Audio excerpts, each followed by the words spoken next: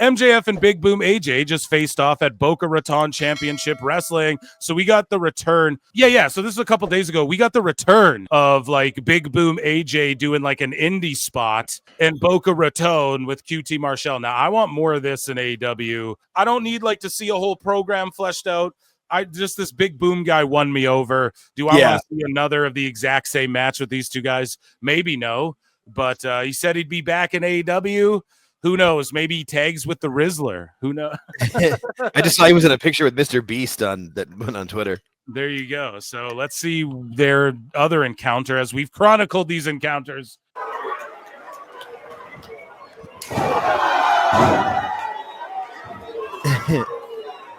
Oh, yeah, and MJF's there, too. Here we go. Right, because the match is MJF versus QT Marshall. Yeah, this is the biggest thing they could do in AEW. MJF versus Big Boom. AJ.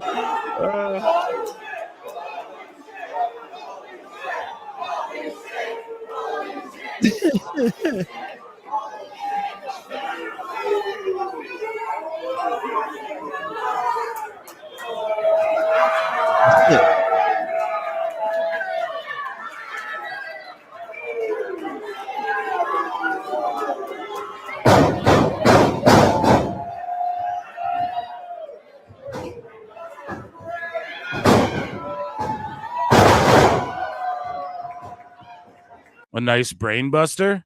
That was his finisher, or that of the armbar things he does. Ricky Starks tweets this out, and I thought this was crazy, man. He's like, keep it up. And then he just posted a picture of himself like in an office. And then Max Caster tweets out, just leave my company already, in response. God. Like, what? Jesus, bro. That is shots fired, man. That is crazy. I don't want to be like, oh, it's bullying, but that's like, you work with him, dude. Or maybe you don't because he's never there. But for me, I just quote tweeted it laughing. And I was like, that's wild to say when you guys still work in the same company at the same time. So, yeah, I don't know what Max does with his tweets anymore. I mean, he did the whole stuff with Shelton Benjamin, like, don't come into the company. And they've never paid that really off on TV. Yeah. I don't know, dude. It's just like, listen, you work there, Casters on TV, quote tweeting and saying, just leave the company already. It's like, you don't think he would if he could? You know, that's what's crazy to me. Yeah, unless he's like released and we don't know or something. I don't think it's that. But other indie action, Jericho showed up and beat the shit out of Effy. And then Caster retweets and goes, please show these indies what real wrestling is, Chris. That's pretty funny. He's just going hard. But yeah, GCW, Jericho shows up at the UCC. He just attacked Matt Cardona and Effy. So he took them both out. Then he waved to everybody. He's wearing an AEW shirt. And yeah, Jericho doing the damn thing. It's pretty crazy, though. Like, they pull Ricky Starks off and then they insert Jericho and they do this Matt Cardona. And it's hasn't been more clear that Tony undercut them. But then you think about it, he sends Jericho there. So then people are like, oh, well, he sent Jericho, so it makes it okay. But then why punish Ricky just because you don't want to use him? Then why not release him? It's just such a messy situation. I got to criticize Tony for this one. We've beat it to death. I mean, there's nothing really new to add other than, look, now Jericho's in GCW. I don't know. We'll keep eyes on it. But I just think it's weird. GCW would be like, okay, I get it. They got to do what's best for their business, but just to be like Ricky too, basically, is what it feels like. But obviously, they're not going to turn down a Jericho appearance or anything. So I don't know, man. It just feels messy. But Carney's going to Carney. You know, WWE's done like that forever. Not to say like, oh, them doing it makes it okay anywhere else. You know, Tony's going to do Pro Wrestling Carney, and that's part of it. And a lot of people won't admit that, but he does it too. Yeah. Everyone's got to. If you're going to be a wrestling. Yeah, Tony McCon, bro. If you're going to be a wrestling promoter, you basically have to be a Carney. Yeah, you got to do wrestling promoters, man. So here's the video footage. That's what it is. It's the Judas Effect.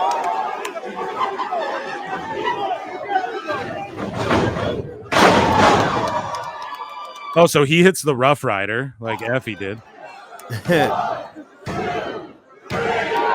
All right. That's after Jericho attacked him, I believe, and then he Judas Effects Effy. Yeah.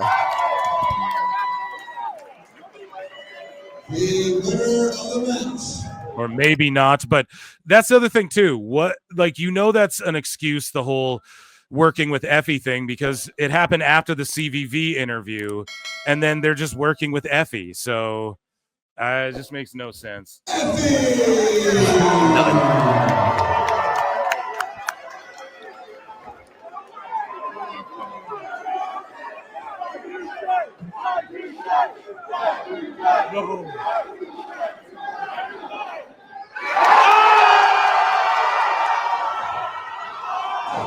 And they all know it's Jericho because the boots.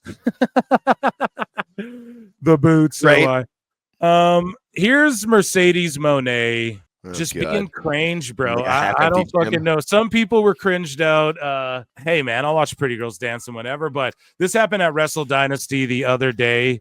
Here is Monet and Mina getting down. Shout out New Japan World. Yeah, I got to leave it smaller. They're going to Don Stevens here. I'll put it on the side there. Yeah. But yeah, let's see here. Okay, we'll make it big. We'll just turn the... So, like, she's really busting moves.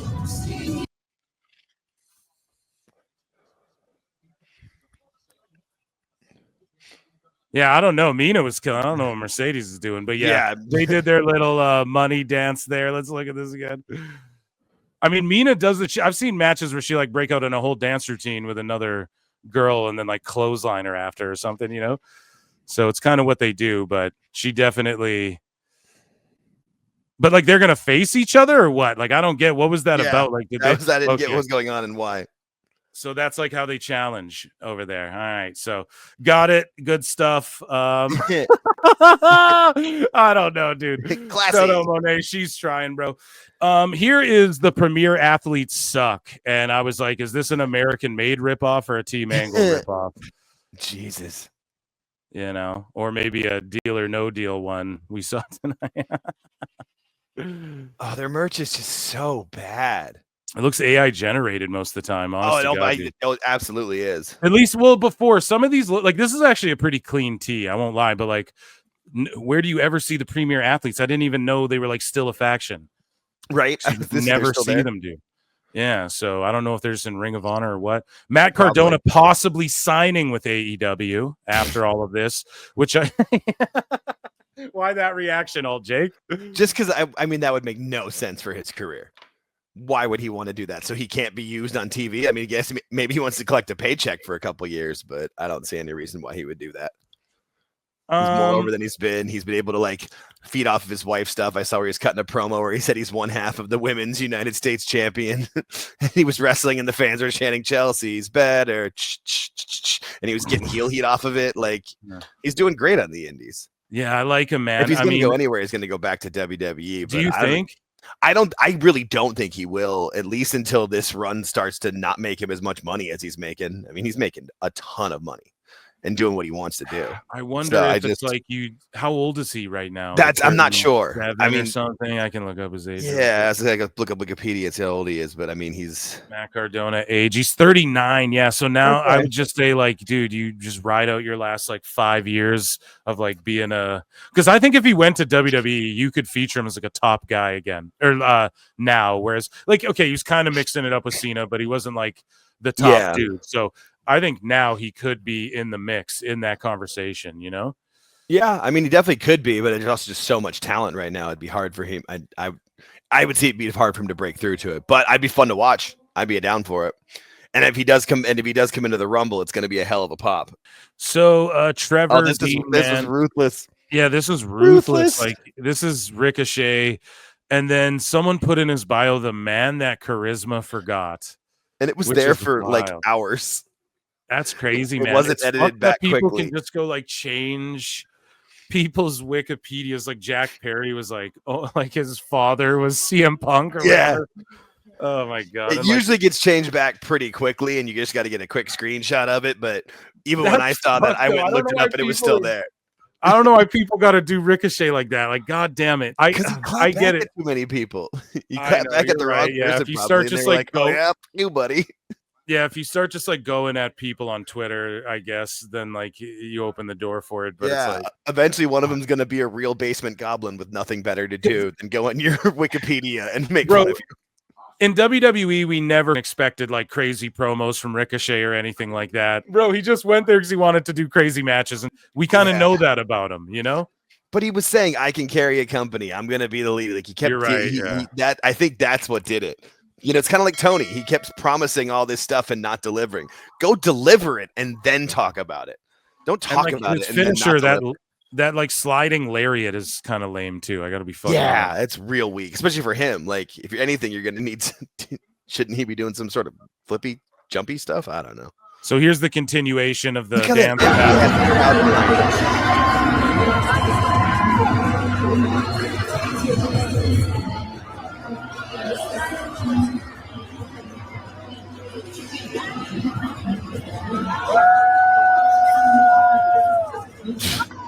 Empty, half-empty arena. It's something about Mina though, bro. She just like you can never like hate on her. No, you know? not at all. She's got like that Julia thing where it's like you're just charming, you know. There's not. She puts out the effort. She's full. She's full. She's maximum effort. I appreciate that. So AEW's airing on the USA Network next year in Canada. And I'm sitting here like I didn't even know the USA Network was here. You bro. What? I only know it because I'll keep an eye out on that. I have no clue what that's all about. Mole says that it's looking like a heel turn and end of sorts for this version of the Acclaimed. One interesting idea pitched was for Billy Gunn to be CCO of AEW. Buzz cut his hair, wear suits, all a work. He said absolutely no. So they wanted Billy Gunn. This according to the Mole. I mean, this could not be true. But the Mole is like pretty accurate. That they wanted Billy Gunn to be CCO, cut his hair, wear suits, and act like Triple H. And he said absolutely not. And I think the Mole followed it up by saying Billy Gunn went down that road with the whole Voodoo Ken Mafia thing, and he kind of regretted it. AEW is down in all major metrics. Here's the Young Bucks throwing a super kick at Takahashi, I believe.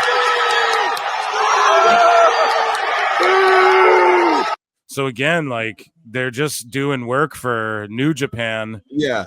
And that's fine, man, but they need their quote unquote stars. And yeah, no, it's embarrassing. It's weird that Kenny's like working this backstage shoot work, and then his return matches in New Japan, but it's a co-promoted show.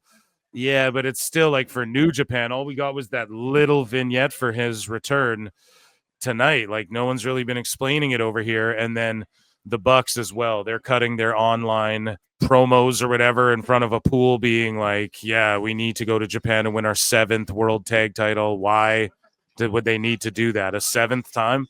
That just seems weird. And they're like cowering away from the invaders in AEW, it feels like, but these are AEW guys. So I get it. New Japan needs help. Yeah, we'll see. I might check out the show. So this guy's like, how did they mimic TK and NXT? So this was why he wanted Billy Gunn, I guess, to be the CCO, because this was a while back that Billy said no, apparently. And yeah, this dude, Robbie E, like Robert Stone from TNA, was Tony Khan. Yeah, I guess. Was that what they were trying to do for real? I mean, there's definitely clips that I've seen that seemed very much like that, but I wasn't really watching NXT when that was like the 2.0 era, wasn't it? I wasn't watching it quite as much. Not until Braun Breaker kind of showed up and started just murdering people, and you're like, oh, that's fun. At least watch that part. So Tony Khan states that AEW World's End 2024 next Saturday will represent the end of an era in AEW ahead of the new era on Max beginning in 2025. So again, end of one era, beginning of another new one. So it's always a new era, the feelings coming back, something like that. I don't know what's going to make this a new era, but hopefully they pull it off. Maybe get rid of the white ropes and find your own identity aesthetically. That would be cool. Jamie Hahn, BJ Whitmer's victim, launched a GoFundMe. Some really bad stuff about how AEW Legal has handled her situation. So people were asking me to cover all this stuff. I don't really know much about it. This guy says, don't forget to protect A-worder, sorry YouTube, and BJ Whitmer. AEW paid his victim and made her sign an NDA. There are rumors of their head of legal before she got moved out of AEW. Seems like unorganized chaos there. They love their NDA to keep people quiet. I don't know. Grammatically, that was rough. However, I guess there's a GoFundMe for the victim if you guys want to check that out. Again, I'm not even sure of the allegations, but terrible stuff.